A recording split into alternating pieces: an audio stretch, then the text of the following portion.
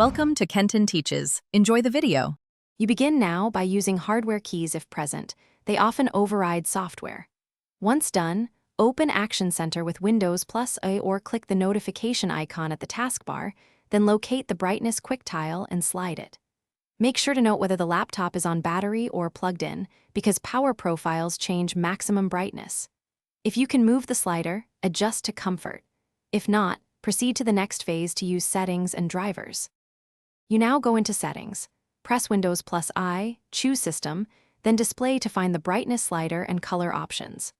Once there, set the numeric slider to the desired percent and enable night light to reduce blue light at evening hours, which helps eye comfort. Next, click Power and Sleep, then Additional Power Settings to edit a power plan. Set separate brightness values for plugged-in VS battery so behavior matches your needs. Make sure adaptive brightness is off if it keeps changing things unexpectedly. Finish by checking drivers and system-level controls if the slider still misbehaves.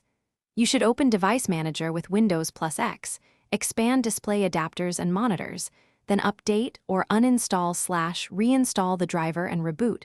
Often Windows Update supplies a firmware fix. Once restarted, make sure any OEM display or graphics app isn't forcing a different brightness profile. If problems persist, run the power troubleshooter and toggle adaptive brightness off, because automatic sensor. Thanks for watching. Please subscribe if this video was helpful.